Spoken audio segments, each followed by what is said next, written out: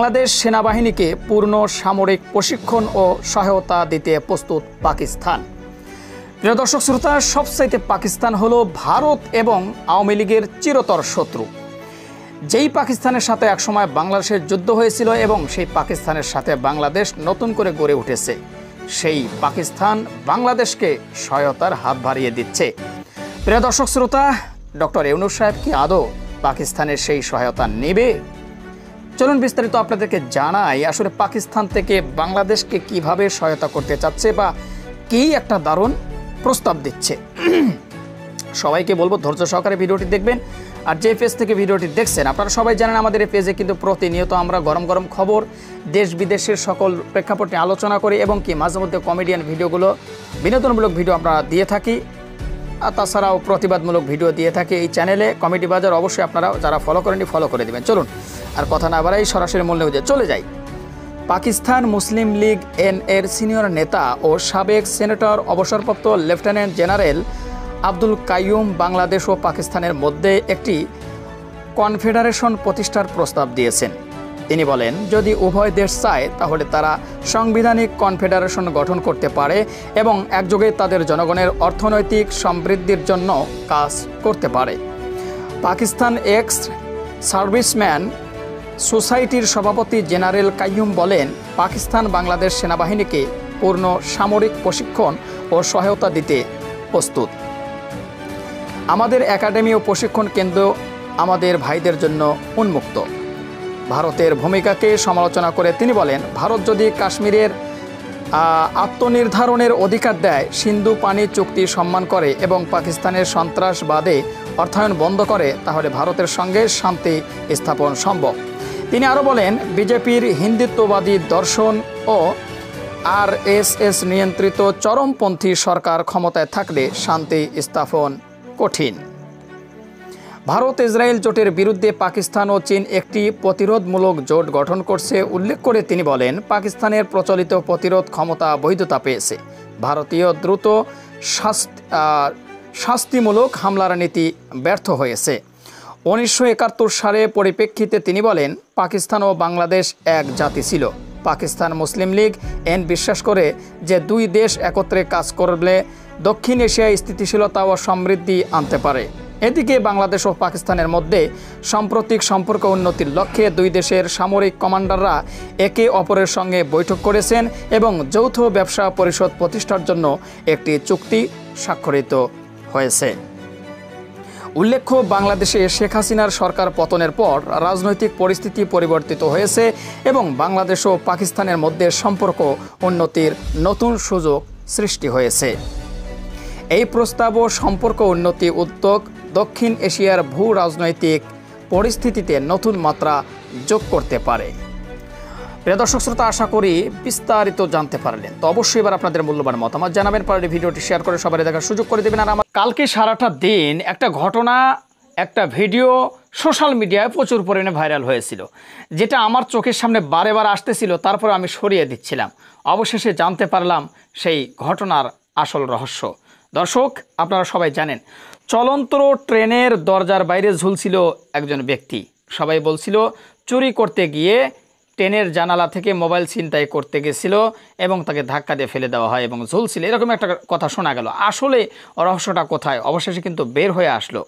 তো প্রিয় দর্শক, বিস্তারিত জানতে চলেছেন আজকের ভিডিওর মাধ্যমে। আমি বলবো ভিডিওটি বেশি বেশি শেয়ার করবেন, আপনাদের মতামত জানাবেন পুরো ভিডিওটি দেখার পরে। যে পেজ থেকে ভিডিওটি দেখছেন অবশ্যই পেজটি ফলো করবেন। চলুন মূল নিউজে চলে যাই। চলন্ত ট্রেনের দরজার বাইরে ঝুলছিল মতিউর, নেপথ্যে আসলে কি? চলুন এটাই আপনাদেরকে একটু জানাই। বগুড়ার আদমদিঘিতে চলন্ত ট্রেনের দরজার বাহির থেকে ঝুলিয়ে ফেলা দেওয়া হয় এক ব্যক্তিকে। তিনি ট্রেনের নিচে পড়লেও প্রাণে বেঁচে যান। এরপর মুহূর্তেই 35 সেকেন্ডের একটি ভিডিও সামাজিক যোগাযোগ মাধ্যমে ছড়িয়ে পড়ে। খোঁজ নিয়ে জানা গেছে ঘটনাটি ঘটেছে রোববার 18 মে বেলা 1টার দিকে বগুড়ার আদমদিঘি উপজেলার নসরতপুর রেল স্টেশন এলাকায়। ভুক্তভোগী ওই ব্যক্তির নাম মতিউর রহমান, বয়স 52। তিনি নওগাঁর রানীনগর উপজেলার পারোয়াইল গ্রামের বাসিন্দা। বর্তমানে তিনি গুরুতর আহত অবস্থায় বগুড়ায় একটি ক্লিনিকে চিকিৎসাধীন অবস্থায় রয়েছে। ছড়িয়ে পড়া ওই ভিডিওতে মতিউরকে চোর এবং ছিনতাইকারী বলে দাবি করা হয়, যেটা আমরা সবাই জেনেছিলাম। আসলে কি তিনি চোর বা ছিনতাইকারী কিনা, চলুন একটু বিস্তারিত জানি, নাকি আসলে তাকে হত্যা করার জন্য এই কাজটা করা হয়েছিল, একটু বিস্তারিত আপনাদেরকে জানাই। স্থানীয় পারিবারিক সূত্রে জানা গেছে মতিউর রহমান একজন আদম ব্যবসায়ী। তার মাধ্যমে 2 বছর আগে সজীব নামের এক যুবক সৌদি আরবে যান, কিন্তু সৌদি আরবে যাওয়ার পর কাগজপত্রের সমস্যা থাকায় ইকামা কাজের সুপারিশ সনদ না পাওয়ায় সজীবের পরিবারের সঙ্গে মতিউর রহমানের বিরোধ চলছিল।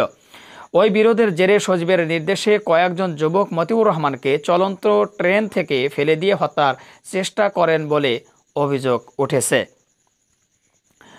ভুক্তভোগীর ছেলে আহসান হাবিব বলেন, বাবা রোববার দুপুরে বগুড়া থেকে দোলনচাপা এক্সপ্রেস নামের একটি ট্রেনে সান্তাহারে আসছিল। আসার পথে নসরতপুর রেল স্টেশনে আসার আগেই বাবার কামরায় থাকা 10 থেকে 12 জন যুবক বাবাকে মারধর করেন। এক পর্যায়ে চলন্ত ট্রেনের দরজা দিয়ে তারা বাবাকে নিচে ফেলে দেন। ট্রেন থেকে রেল লাইনে পড়ে গেলেও ভাগ্য বলে ট্রেনের চাকা তার শরীরের উপর দিয়ে যায়নি, তবে আঘাত লেগে একটা পা ভেঙে গেছে। তিনি জানান, তার বাবাকে উদ্ধার করে প্রথমে আদমদীঘি উপজেলা স্বাস্থ্য কমপ্লেক্সে ভর্তি করা হয়। সেখানে প্রাথমিক চিকিৎসা দেওয়ার পর এখন বগুড়ায় একটি ক্লিনিকে চিকিৎসাধীন অবস্থায় রয়েছে। এ ঘটনায় কেউ মামলা নিচ্ছে না বলে দাবি করেন হাসান হাবিব। বলেন, আদমদীঘি থানায় মামলা করতে গেলে police Santahar GRP police station যোগাযোগ করতে বলে। রোববার রাতে সান্তাহার জিআরপি পুলিশ স্টেশনে গেলে সেখানেও কোনো মামলা নেওয়া হয়নি। অভিযুক্ত সজীবের বাবা মোহাম্মদ হেলাল বলেন, 40 দিন আগে সজীবকে মতিউরের মাধ্যমে সৌদি আরবে পাঠিয়েছি। এখন পর্যন্ত আমার ছেলে কাজের সুযোগ পায়নি। এ নিয়ে তার সঙ্গে অনেকবার দেখা করতে চেয়েছি। সে আমার সঙ্গে দেখা না করে বিভিন্ন জায়গায় লুকিয়ে বেড়াচ্ছেন। 7 থেকে 8 দিন আগে তার বাড়িতে আমরা গিয়েছিলাম ছেলের বিষয়ে জানতে, তবে সেখানে কোনো ঝামেলা হয়নি। এদিকে মতিউরকে ট্রেন থেকে ফেলে দেওয়ার বিষয়ে তিনি বলেন, বগুড়া থেকে আসার সময় সজীবের শ্যালকরা ট্রেন থেকে ধাক্কা দিয়ে মতিউরকে ফেলে দেয়, তবে রাকিব সেখানে কিছুই করেনি। ট্রেনে কি হয়েছে এ বিষয়ে আমি কিছুই বলতে পারবো না। অভিযোগের বিষয়ে বগুড়া আদমদীঘি থানা পুলিশের ভারপ্রাপ্ত কর্মকর্তা ওসি এস.এম. মোস্তাফিজুর রহমান বলেন, এটি রেলওয়ে পুলিশের বিষয়, তাই আমরা কোনো অভিযোগ নেইনি। সান্তাহার রেলওয়ে জংশনের জেআরপি পুলিশ স্টেশনের পরিদর্শক হাবিবুর রহমান বলেন, ফেসবুকে একটি ভিডিও ছড়িয়ে পড়তে আমরাও দেখেছি, তবে এ ঘটনায় জেআরপি পুলিশ স্টেশনে কেউ কোনো অভিযোগ দিতে আসেনি। অভিযোগ পেলে তদন্ত করে ব্যবস্থা নেওয়া হবে। দর্শক, আসলে জানতে পারলেন আসলে সেদিন কি ঘটনাই ঘটেছিল। অবশেষে কিন্তু জানা গেল। আমরা তো জেনেছিলাম যে চোর বা ছিনতাইকারীর কারণেই কিন্তু তাকে ঝুলিয়ে রাখা হয়েছিল। তো অবশ্যই এবার আপনাদের মূল্যবান মতামত জানান, পারলে ভিডিওটি শেয়ার করে দিন। নিজের ফাঁদে নিজেই পড়েছেন এবার শেখ হাসিনা। কেন এই কথাটি বলছি? এটা আমি বলছি না, এটা নিউজ বলছে। একটু বিস্তারিত শুনলে আপনারা বুঝবেন। আজকের নিউজের হেডলাইনটা হলো, নিজের ফাঁদেই পড়েছেন হাসিনা, যেভাবে হাসিনাকে ফেরাতে পারে ইউনূস সরকার। অর্থাৎ বাংলাদেশে ইউনূস সরকার যেভাবে শেখ হাসিনাকে ভারত থেকে বাংলাদেশে ফিরিয়ে এনে তার কঠিন থেকে কঠিন শাস্তির ব্যবস্থা করতে পারে, চলুন আপনাদেরকে বিস্তারিত জানিয়ে দিই। আর হ্যাঁ, সবাইকে বলবো এই ভিডিওটি প্রচুর পরিমাণে শেয়ার করে দিন। আর যে পেজ থেকে আজকের এই ভিডিওটি দেখছেন সবাই এই ভিডিওটি শেয়ার করে দেবেন এবং আজকের এই পেজটি আপনারা ফলো করবেন। চলুন মূল নিউজে চলে যাই। যে বন্দি বিনিময় চুক্তি একসময় ভারতকে সুবিধা দিতে করেছিল নিষিদ্ধ আওয়ামী লীগ সরকার, আজ সেটি পরিণত হয়েছে তাদের নেত্রী শেখ হাসিনাকে ফেরত আনার হাতিয়ার হিসাবে।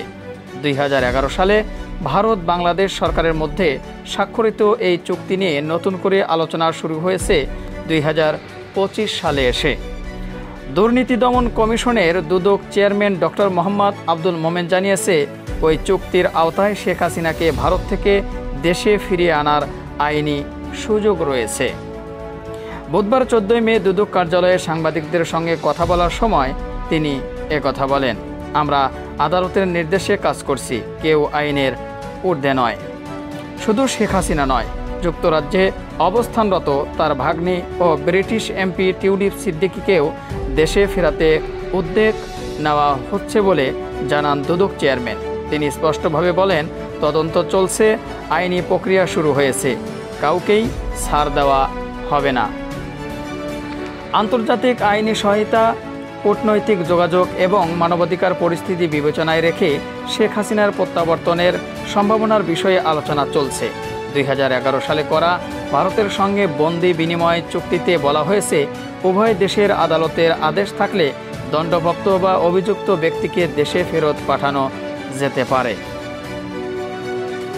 তবে রাজনৈতিক আশ্রয়, আন্তর্জাতিক চাপ এবং মানবাধিকার পরিস্থিতি এসব বিষয় ফেরত আনার পথে বড় চ্যালেঞ্জ হয়ে দাঁড়াতে পারে। বিশ্লেষকদের মতে বর্তমান সরকারের এই পদক্ষেপ শুধু আইনি প্রয়োগ নয়, রাজনৈতিক বার্তাও। যেই দল একসময় ক্ষমতায় থেকে নিজ দলের নেত্রীর প্রত্যাবর্তনের পথ তৈরি করেছিল, আজ সেই পথেই তাকে ফেরানোর উদ্যোগ চলছে। এক দশক আগের একটি চুক্তি এখন নতুন রাজনৈতিক বাস্তবতায় রূপ নিচ্ছে, ইতিহাসের নতুন অধ্যায়। শেখ হাসিনাকে ফেরত আনার চেষ্টা কতটা সফল হবে তা নির্ভর করবে শুধু আইনি প্রক্রিয়ার উপর নয়, বরং সবকিছু এখন নির্ভর করছে ভারতের রাজনৈতিক সদিচ্ছায়, আন্তর্জাতিক প্রক্রিয়া ও দেশের অভ্যন্তরীণ স্থিতিশীলতার উপরে। প্রিয় দর্শক শ্রোতা, আশা করি বিস্তারিত জানলেন। শেখ হাসিনা যে চুক্তিটি করেছিল সেই চুক্তির মাধ্যমে শেখ হাসিনা ফেঁসে যাচ্ছে এবং শেখ হাসিনাকে বাংলাদেশে ফিরিয়ে আনা সম্ভব।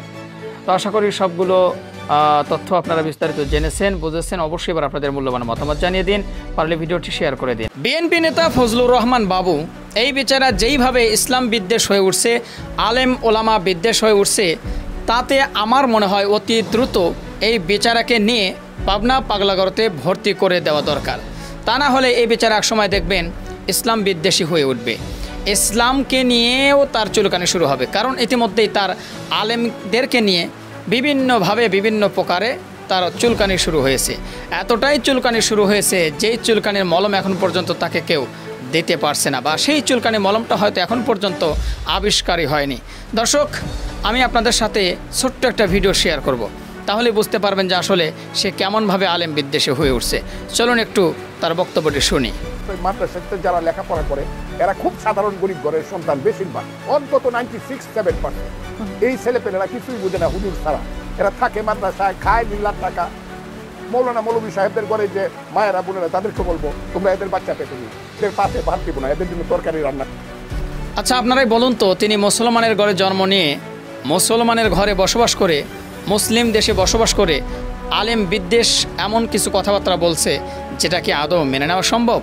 দর্শক, আমরা সকলে জানি আমাদের মা বাবার বিয়ে পড়াতে হলেও একজন আলেম দরকার, এবং কি শেষ নিঃশ্বাস ত্যাগ করার পরে আলেমওয়ালা আমাদের কাছে যেতে হয়। একজন আলেম ছাড়া আমরা নামাজ পড়াতে সাহস পাই না। এমনও দিন আসছে যে ইমাম সাহেব মসজিদে যায়নি, হঠাৎ করে মুসল্লিরা সবাই চলে এসেছে কিন্তু ইমাম আসেনি।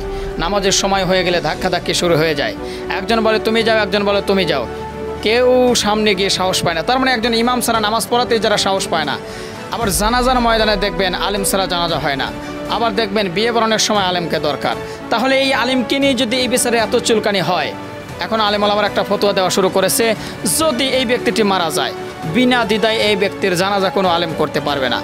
কুকুরের মতো মারা যাক, কুকুরের মতো পচে, কুকুরের মতো দুনিয়া থেকে বিদায় হয়ে যাক। দর্শক, আসলে দেখেন আলেম বিদ্বেষী কারা, যাদের আলেম বিদ্বেষী আসলে কারা, যারা একটা শায়েখ আহমদুল সাহেব একটা কথা বলছে, তাকে প্রশ্ন করা হয়েছে, আচ্ছা বিএনপি নেতা ফজলুর রহমান যে কথাটা বলছে যে মাদ্রাসার শিক্ষার্থীরা, মাদ্রাসার শিক্ষকেরা অনুদানের টাকা, কি বলে আপনার কালেকশনের টাকা, এগুলো তুলে তুলে যে খায়, ওইগুলো খেয়ে খেয়ে মানুষের মধ্যে ইসলাম প্রচার করে, এরা এবেলা ওবেলা 50 টাকা পেয়ে উল্টাপাল্টা ফতুয়া দেয়, এরকম কথা বলেছে। তখন শায়েখ আহমদুল্লাহ সাহেব একটা সুন্দর বিশ্লেষণ করেছে বা সুন্দর একটা উত্তর দিয়েছে। সেটা হলো যে যেই সমস্ত নেতারা চাঁদাবাজি করে খায়, যেই সমস্ত নেতাদের চাঁদাবাজির টাকা পকেটে না নিলে তাদের পেট ভরে না, যেই সমস্ত নেতারা অবৈধভাবে ইনকাম করে তাদের বিবি বাল বাচ্চার সংসার চালায়, ওই সমস্ত কুলাঙ্গারের নেতারাই আবার ইমাম সাহেবদেরকে, আলেম ওলামাদেরকে, হুজুরদেরকে ভুল ধরে। বুঝেই আসে না, একটা মানুষ যখন ইমামতি করে তাকে হাদিয়া দেয় মানুষ খুশি হয়ে, কিন্তু চাঁদা কি আজ পর্যন্ত কেউ খুশি হয়ে কেউ কাউকে দিয়েছে? এটাই কিন্তু বুঝিয়েছে শায়েখ আহমদুল্লাহ। এত যুক্তি দেওয়ার পরে, এত ভিতর দিয়ে বাস দেওয়ার পরেও যদি ওই সমস্ত নেতারা না বোঝে ভাই, তাহলে তাদেরকে পাগলা গারোতে দেওয়া ছাড়া আমার মনে হয় আর কোনো উপায় নেই। যাই হোক, আপনাদের মতামত জানাবেন, পারলে ভিডিওটি শেয়ার করবেন। যে পেজ থেকে ভিডিওটি দেখছেন, এই পেজে প্রতিনিয়ত কমেডি এবং নিউজ এবং সকল প্রকার যারা ইসলাম নিয়ে, যারা দেশ নিয়ে উল্টাপাল্টা কথা বলে, যারা দেশ নিয়ে ইসলাম নিয়ে চক্রান্ত করে, অর্থাৎ প্রতিবাদমূলক ভিডিও আমরা এই চ্যানেলে আপলোড করার চিন্তা। নরেন্দ্র মোদী ভারতের প্রধানমন্ত্রী, সে যে একটা কসাই, সে যে একটা অমানুষ, সে যে একটা কুলাঙ্গার, সেটা কিন্তু আবারও প্রমাণিত করে দিয়েছে। দর্শক, একটা নিউজ সত্যি গোটা বিশ্বকে তাক লাগিয়ে দিয়েছে এবং গোটা বিশ্ববাসীকে অবাক করে দিয়েছে যে এতটা ভয়ানক, এতটা অমানুষ কি করে হতে পারে। দর্শক, আপনারা ভিডিওর টাইটেলটা দেখে বুঝতে পেরেছেন যে জাতিসংঘের রিপোর্টে চমকে উঠল বিশ্ব। ভারত 40 জন রোহিঙ্গা শরণার্থীদের জাহাজ থেকে সাগরে ফেলে দিয়েছে। এটা হলো আজকের টপিকের হেডলাইন। দর্শক, হেডলাইন শুনেই হয়তো আপনারা চমকে উঠেছেন। বিস্তারিত শুনলে আরও নরেন্দ্র মোদীকে কাছে পাইলে মন চাইবে যে ওর ধুতিটা টেনে খুলে ওই ধুতিটাই ওর গলায় পেঁচিয়ে উপরে ঝুলিয়ে দেওয়ার জন্য। তো যাই হোক, চলুন আর কথা না বাড়াই, আমরা সরাসরি মূল নিউজে চলে যাই। তো যাওয়ার আগে সবাইকে বলবো, যেই পেজ থেকে আজকের ভিডিওটি দেখছেন, প্রতিনিয়ত দেশ ও বিদেশের সকল প্রকার গরম গরম খবর পেতে, প্রতিবাদমূলক ভিডিও পেতে এবং কি মাঝে মধ্যে কিছু বিনোদনমূলক ভিডিও পেতে আমাদের এই পেজ কমেডি বাজার দয়া করে ফলো করে দিন। যারা ইতিমধ্যে ফলো করেছেন ধন্যবাদ। চলুন একটা লাইক দিয়ে আমরা সরাসরি মূল নিউজে চলে যাই। ভারতের মানবাধিকার পরিস্থিতি নিয়ে বিশ্ববাসীর উদ্বেগ দিন দিন বাড়ছে। সম্প্রতি জাতিসংঘ ভারতের বিরুদ্ধে একটি গুরুতর অভিযোগ এনেছে, যেখানে বলা হয়েছে ভারত 40 জন রোহিঙ্গা শরণার্থীদের নৌবাহিনীর জাহাজ থেকে সাগরে ফেলে দিয়েছে। এই ঘটনা আন্তর্জাতিক মানবাধিকার আইন এবং নৈতিকতার লঙ্ঘন হিসাবে চিহ্নিত হয়েছে। আন্তর্জাতিক সংস্থা ও বিশেষ করে জাতিসংঘের বিশেষ দূত টম অ্যান্ড্রুস এই ঘটনার বিষয়ে তদন্ত চেয়ে ভারত সরকারকে স্পষ্ট ব্যাখ্যার আহ্বান জানিয়েছেন। বাংলাদেশ সহ প্রতিবেশী দেশগুলোর সঙ্গে ভারতের সম্পর্ক এবং তার অভ্যন্তরীণ নীতি ও আইন, যেমন নাগরিকত্ব সংশোধনী আইন ও এনআরসি, সাম্প্রতিককালে বহু বিতর্কের সৃষ্টি করেছে। বিশেষ করে প্রায়শই সংখ্যালঘু ও উদাত্ত জনগোষ্ঠীর প্রতি ভারতের কঠোর দৃষ্টি ও আচরণ আন্তর্জাতিক মঞ্চে প্রশ্নের মুখে ফেলেছে। সাম্প্রতিক ঘটনা বিশ্বকে সতর্ক করেছে যে ভারতের চলমান নীতিমালা ও কাজকর্ম মানবাধিকার চরম লঙ্ঘন এবং এটি দক্ষিণ এশিয়ার বৃহত্তর গণতন্ত্রের ভবিষ্যৎ ভাবার বিষয়। এখন দেখার বিষয়, ভারত কি নিজেকে পাল্টাতে পারে, নাকি মানবতা বিরোধী এই কাজগুলো আরও গভীর হয়ে যাবে। এই প্রতিবেদন শুধু ভারতের জন্য নয়, পুরো দক্ষিণ এশিয়ার জন্য একটি গুরুত্বপূর্ণ সংকেত যে মানবাধিকার ও ন্যায় বিচার প্রতিষ্ঠায় আন্তর্জাতিক মান ও নীতিমালা কতটা অপরিহার্য এবং তা লঙ্ঘন কিভাবে বিশ্বব্যাপী সামাজিক রাজনৈতিক অবস্থাকে প্রভাবিত করে।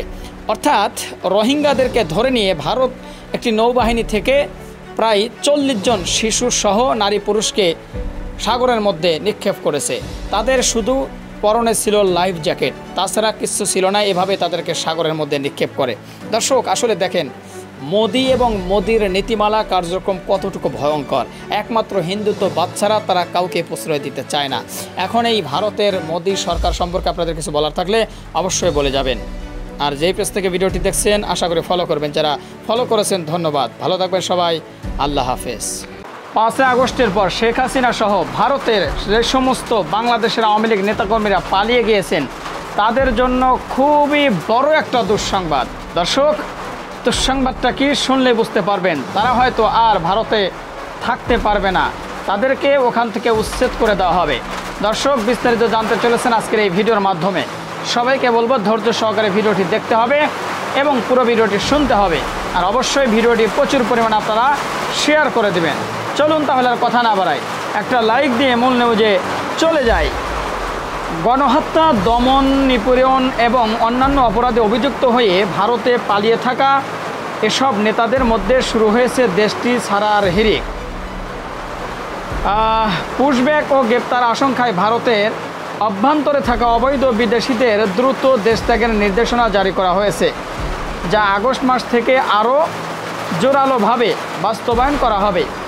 এই নির্দেশনার পরিপ্রেক্ষিতে অনেক আওয়ামী লীগ নেতা দেশে ফিরতে সাহস পাচ্ছে না, কারণ তাদের বিরুদ্ধে গ্রেপ্তারের আশঙ্কা প্রকট হয়ে উঠছে। এদিকে 50 জনেরও বেশি নেতা ইউরোপ এবং আমেরিকার উদ্দেশ্যে পাড়ি জমিয়েছেন এবং বাকিরাও সেসব দেশে পালানোর জন্য তৎপর হয়ে উঠেছেন। তবে দলীয় প্রধানমন্ত্রী শেখ হাসিনা ভারতে আশ্রয় নেওয়া সব নেতাকে দেশে ফিরে যেতে নির্দেশ দিয়েছেন। তার স্পষ্ট হুঁশিয়ারি, আগামী 2 মাসের মধ্যে যারা ফিরে আসবেন না তাদের আটক করে দেশে ফিরিয়ে আনা হবে এবং আইনের আওতায় আনা হবে। সরকার এবং আন্তর্জাতিক সহযোগিতার মাধ্যমে চতুর্থমুখী চাপ সৃষ্টি করে এদেরকে দেশে এনে দ্রুত বিচারের ব্যবস্থা নিশ্চিত করার পরিকল্পনা গ্রহণ করা হয়েছে।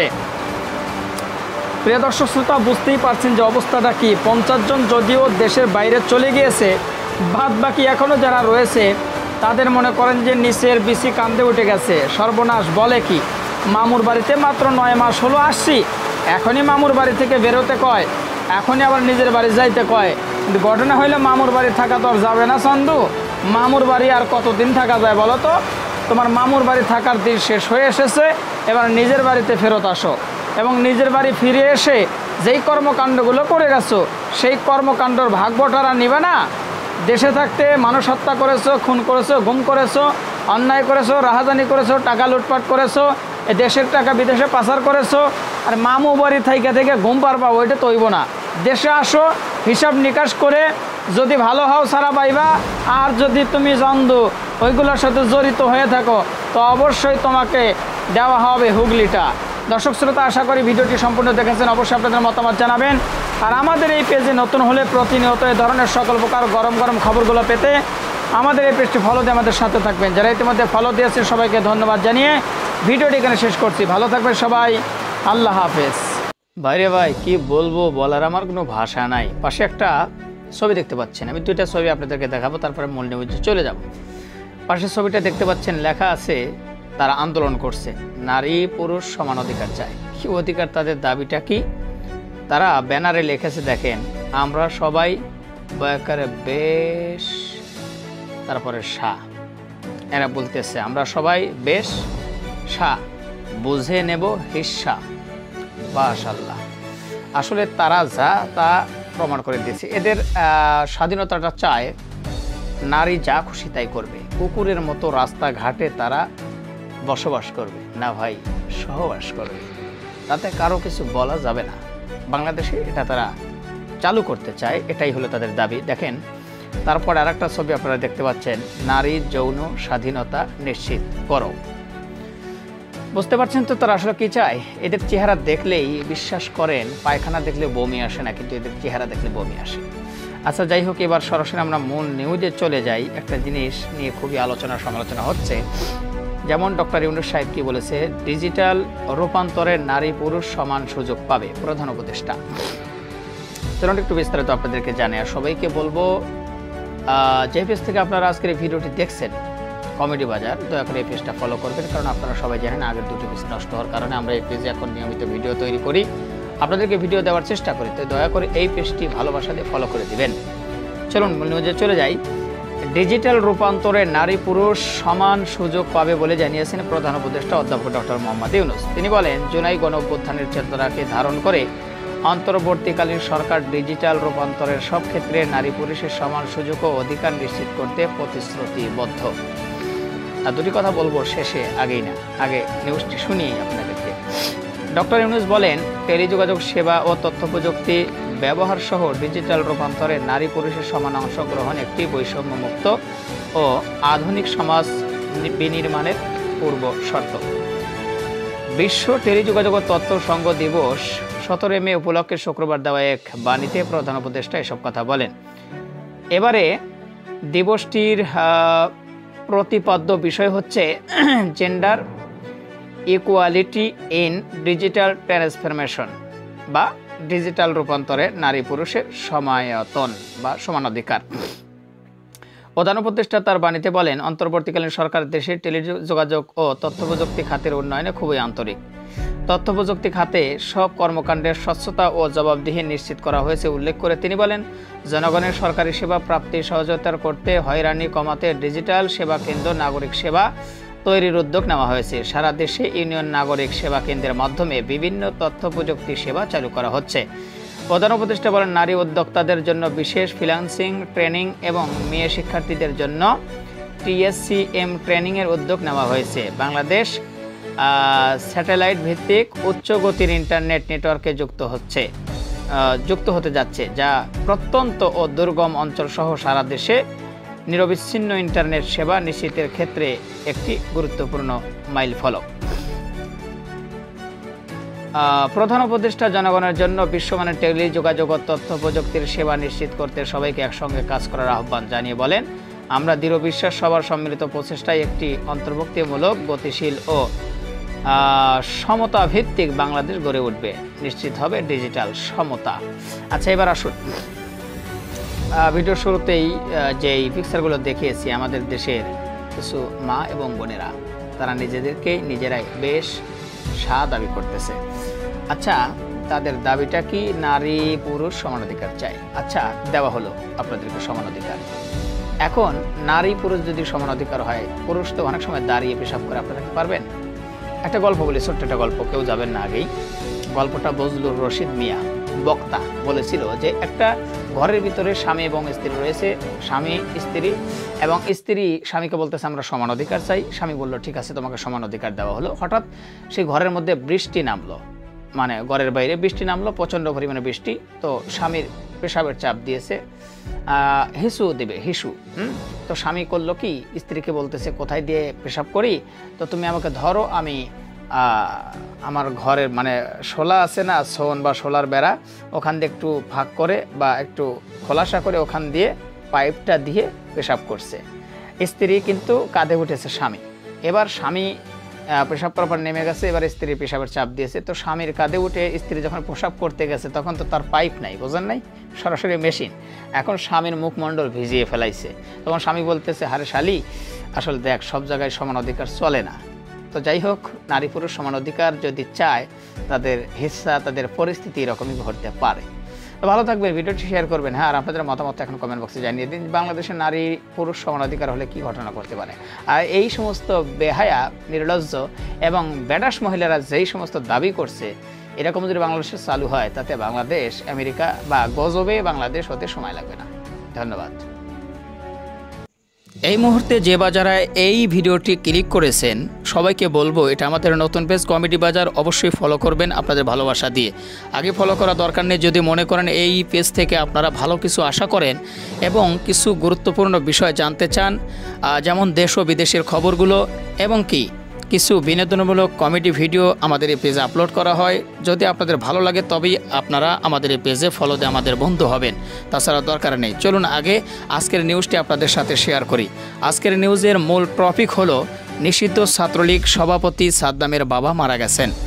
আপনারা সকলেই জানেন সাদ্দাম হোসেন যিনি ছিল নিষিদ্ধ ছাত্রলীগের সভাপতি, ইতিমধ্যেই তার বাবা মারা গিয়েছে, সোশ্যাল মিডিয়া তোলপাড় সৃষ্টি হয়েছে। এই বিষয়টি নিয়ে আমি নিউজটি আপনাদের সাথে শেয়ার করব, নিউজ পড়ে শোনাবো এবং খুবই গুরুত্বপূর্ণ দুটি কথা বলবো। আগে কথাটা বলেই নেই, সাদ্দাম হোসেন তিনি কিন্তু পালিয়ে রয়েছে। বেশিরভাগ আওয়ামী লীগের নেতাকর্মীরা এখন পর্যন্ত গা ঢাকা দিয়ে পালিয়ে রয়েছে, আর যারা বাহিরে ছিল তারা কিন্তু আটক হয়ে জেলখানার মধ্যে বন্দী আছে। তারাই কেবলমাত্র পালিয়ে থাকে যারা চোর, তারাই কেবলমাত্র পালিয়ে থাকে যারা ডাকাত, তারাই কেবলমাত্র পালিয়ে থাকে যারা ধর্ষক, তারাই কেবলমাত্র পালিয়ে থাকে যারা খুন গুম রাহাজানি এই সমস্ত কাজ করেছে। অন্যায় যারা করে তারাই কেবলমাত্র পালিয়ে থাকে। ন্যায়ের পক্ষে কথা বলে যারা, এতদিন আমরা দেখেছি শেখ হাসিনার আমলে যত রাজনৈতিক দলের নেতাকর্মীরা ছিল কেউ কিন্তু পালিয়েছিল না, সবাই দেশের মধ্যেই ছিল এবং শেখ হাসিনা যখন যাকে খুশি যে কোনো মামলা দিয়ে জেলখানার মধ্যে ঢুকিয়ে দিত। কিন্তু শেখ হাসিনা যেদিন থেকে বাংলাদেশ থেকে পালিয়ে গিয়েছে তারপর থেকে কিন্তু তাদের নেতাকর্মীরাও পালিয়ে যায়। আর একটাই কারণ, সেটা হলো তারা চুরি করেছে, এখন ধরা পড়বে বলেই পালিয়ে যাচ্ছে। তো যাই হোক, এবার মূল টপিকে আসি। মূল টপিক হলো এই ছাত্রলীগের সভাপতি সাদ্দাম হোসেন, তার বাবা মারা গিয়েছে। প্রত্যেকের বাবা মা মারা গেলে আসলে যে কতটা বেদনা এবং কতটা দুঃখ যার বাবা মা মারা যায় সেই মাত্র বুঝতে পারে। এখন সাদ্দাম হোসেনের বাবা মারা গিয়েছে, দেখেন এমন একটা পরিস্থিতির মধ্যে পড়ে গিয়েছে, এখন যদি বাবার জানাজার মধ্যে এসে উপস্থিত হয় আটক হবে, নিজের পরবর্তী জীবন জেলখানার মধ্যে কাটিয়ে দিতে হবে। আবার অন্যদিকে যদি বাবার জানাজায় না আসে তাহলে বেঁচে যাবেন। এখন দেখেন বাবার জানাজাও আসতে পারলো না, অন্যদিকে নিজের জীবন বাঁচানোর জন্য। তো দেখেন এমন কোনো কাজ করা যাবে না যেই কাজ করলে এমনও হতে পারে যে নিজের বাবা মার জানাজায় উপস্থিত হতে পারে না। এর চাইতে দুর্ভাগ্যজনক কপাল পড়ার কিছুই হতে পারে না। তো চলুন এবার আপনাদেরকে একটু নিউজ পড়ে শোনাই। নিষিদ্ধ সংগঠন ছাত্রলীগের কেন্দ্রীয় সভাপতি সাদ্দাম হোসেনের বাবা বীর মুক্তিযোদ্ধা আমিনুল হক মারা গেছেন। মৃত্যুকালে তার বয়স হয়েছিল 80 বছর। বৃহস্পতিবার 15 মে রাত 2:30টার পঞ্চগড়ে বোদা সাতখামার নিজ বাসভবনে তিনি শেষ নিঃশ্বাস ত্যাগ করেন। তিনি স্ত্রী 2 ছেলে ও 3 কন্যা সন্তান রেখে চলে যান। পারিবারিক সূত্রে জানা গেছে মরহুমার নামাজের জানাজা শুক্রবার 16 মে বিকেল 4:30টা বোদা উপজেলার 11 মাইল প্রামাণিক গোরস্থানে মাঠে অনুষ্ঠিত হবে। এরপর পারিবারিক কবরস্থানে তাকে দাফন করা হবে। প্রসঙ্গত বীর মুক্তিযোদ্ধা আমিনুল হক দীর্ঘদিন ধরে বার্ধক্যজনিত রোগে ভুগছিলেন। তিনি Boda pilot high school and কলেজের তৎকালীন প্রধান শিক্ষক আলহাজ আলাউদ্দিন আহমেদের চতুর্থ সন্তান ছিলেন। তিনি জীবদ্দশায় ঠাকুরগাঁও জেলার মুন্সিরহাট হাই স্কুলের ইংরেজি বিভাগের শিক্ষক হিসাবে দায়িত্ব পালন করেন এবং সুনামের সঙ্গে অবসর গ্রহণ করেন। তো যাই হোক প্রিয় দর্শক, আশা করি বুঝতে পেরেছেন আমি আসলে এই ভিডিওর মাধ্যমে কি বার্তা বা কি বোঝানোর চেষ্টা করেছি।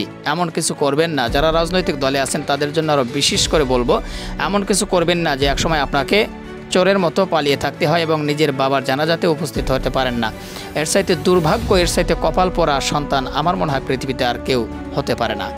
তো যাই হোক, আপনাদের মতামত জানাবেন, পারলে ভিডিওটি শেয়ার করে দেবেন, সবাই দেখার সুযোগ করে দেবেন। আবারও বলছি, কমেডি বাজার এটা আমাদের নতুন পেজ, যেখানে ভিডিও আপলোড করা হবে বিনোদনমূলক ভিডিও এবং দেশ বিদেশের গরম গরম খবর। আশা করি পেজটি ফলো দিয়ে আপনাদের ভালোবাসা আমাকে দিবেন। আপনাদের ভালোবাসা আমি অবশ্যই কাম্য, আপনাদের ভালোবাসা চাই। তো ভালো থাকবেন, পরবর্তী ভিডিও নিয়ে সাক্ষাৎ করব আপনাদের সাথে।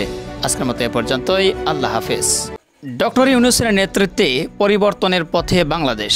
প্রিয় দর্শক শ্রোতা, বার্তাবাজারের একটা নিউজ আপনাদের সাথে আজকে শেয়ার করব। ডক্টর ইউনূস সাহেব গত 8 মাস হলো বাংলাদেশের প্রধানমন্ত্রীর চেয়ারে বসেছে বা রাষ্ট্রপ্রধানের চেয়ারে বসেছে। তো 8 মাসের ভিতরে আসলে তিনি কি পরিবর্তন করেছে এবং বাংলাদেশের জন্য কি মানে সুসংবাদ নিয়ে এসেছে সব কিছু জানতে চলেছেন আজকের এই ভিডিওর মাধ্যমে।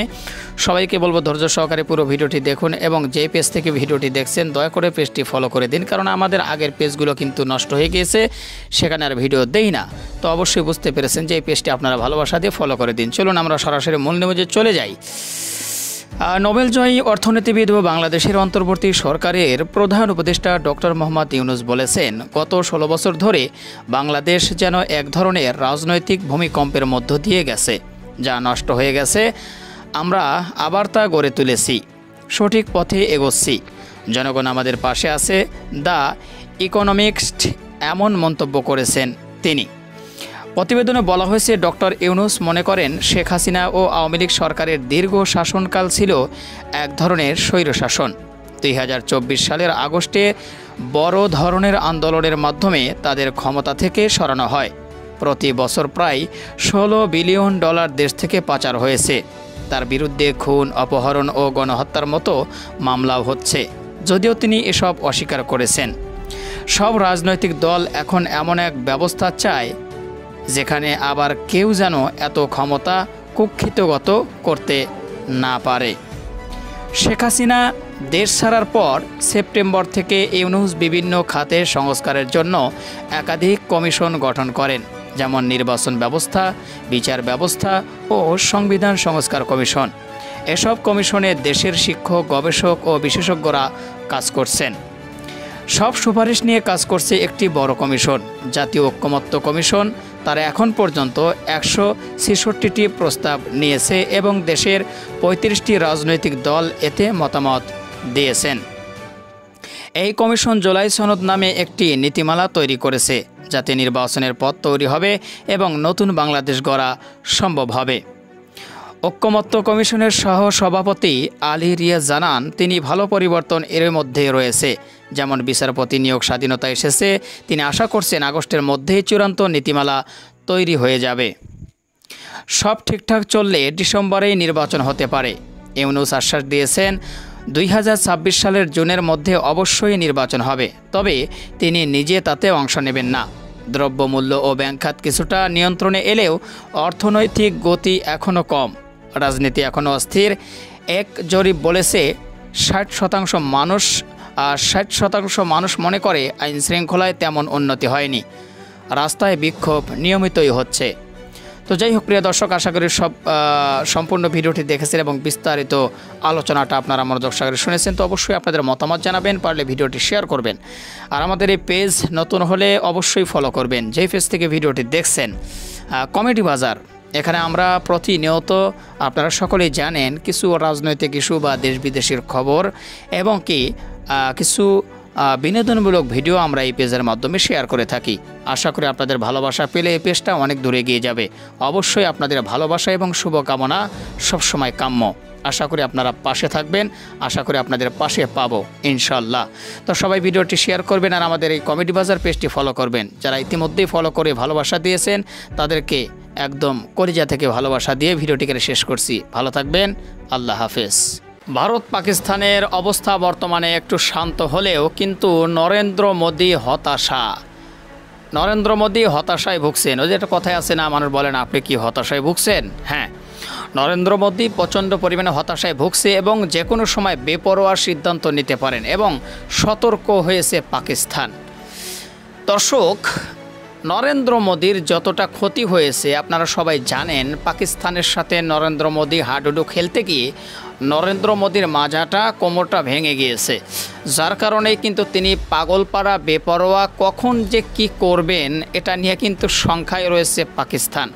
তারা শঙ্কায় থাকাটাই স্বাভাবিক, কারণ পাগল আবার এমন একটা জিনিস যে দেখবেন যে পাগল মার খাবে, পাগলের গায়ে কাদা পড়বে, পাগলের গায়ে পায়খানা পড়বে, কিচ্ছু বলবে না, কিন্তু শালার পাগল যদি একবার চেতে যায় তাইলে আবার মনে করেন যে বিপদ হয়ে যায়। হ্যাঁ, পাগল তো আসলে কিছু করতে পারে না, কিন্তু পাগল তো পাগলামি করেই যায়। তো এরকম অবস্থা বা হতাশা অবস্থায় রয়েছে নরেন্দ্র মোদী। তো যে কোনো সময় যে কোনো কিছু করতে পারে, যার কারণে কিন্তু সতর্ক পাকিস্তান। চলুন আপনাদেরকে একটু নিউজটা বিস্তারিত শোনাই।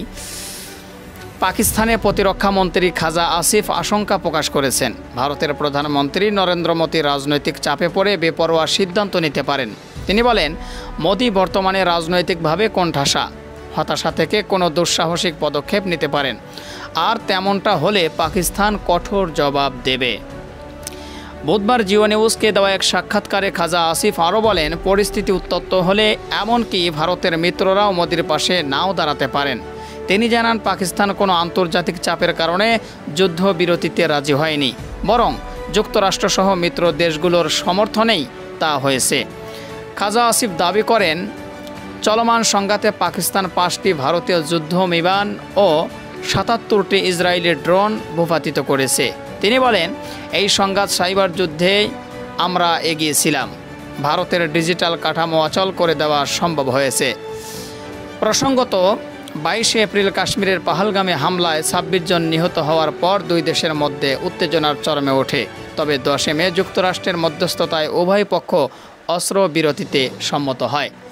তো যাই হোক প্রিয় দর্শক শ্রোতা, আসলে দেখেন আমরা সবাই জানি ভারত পাকিস্তানের মধ্যে অবস্থাটা কেমন ছিল এবং এর মধ্যে কিন্তু কোণঠাসা হয়ে গিয়েছে। ঠিক আছে, কোণঠাসা হয়ে গিয়েছে ভারত পাকিস্তানের কাছে, নাস্তানাবুদ হয়ে গিয়েছে, যার কারণে কিন্তু মোদির দাদা খুবই টেনশনে এবং বেপরোয়া যে কোনো সময় হতে পারে, এটা কিন্তু পাকিস্তান আশঙ্কা করছে। কারণ ওই যে প্রথমে বললাম না যে পাগলের তো মনে করেন যার ধর্ম নেই, পাগল কখন কি করে বসে তার তো জানা যায় না। তবে আসলে পাগল থেকে সতর্ক সবসময় থাকা ভালো। মানে মোদি দাদা অনেক দিক দিয়ে মনে করেন যে একটু হতাশায় ভুগছেন, কত দিক দিয়ে সেটা তো আপনারা ভালোই জানেন। কারণ এমন একটা জিনিস বাংলাদেশ থেকে নিয়ে তার দেশে রেখেছে, সবচাইতে হতাশার বড় কারণ হলো ওটাই। হ্যাঁ, এবং তার দুর্ভোগের বড় কারণ ওটাই। কী জিনিসটা রেখেছে সেটা আপনারা বুঝে নেন। যাই হোক, আর ভিডিওটা লম্বা করবো না। ভিডিও শেষ করার আগে সবাইকে বলবো, যে পেজ থেকে ভিডিওটি দেখছেন অবশ্যই পেজটি ফলো করে দিবেন। আর যারা ইতিমধ্যে ফলো দিয়েছেন ভালোবেসে, তাদেরকে ধন্যবাদ। ভালো থাকবেন, আল্লাহ হাফেজ।